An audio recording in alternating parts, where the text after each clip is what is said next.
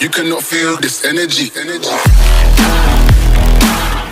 Hey guys, Miss Moppin here, Master Abercrombie. We're going to look at one of our DNA Fight Science scenarios. Scenario is this. We're seated beside each other on a park bench or even a bus stop. What we're looking at is how to deal with the provocation of a shoulder bump and a wide swing. We have two options. We're going to receive with a shape 1 and strike to the groin. And then progress from receiving with the shape 1, striking to the groin, to the back of the neck. Okay, so let's walk and talk it straight through, the first one to the groin. So we feel the provocation from the shoulder and the wide swing comes.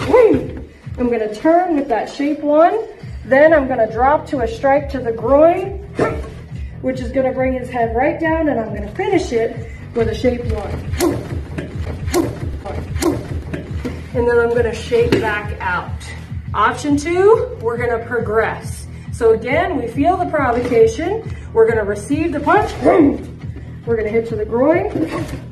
Again, now we have this neck right on a silver platter. We're gonna cover, and then again, finish right to the temple.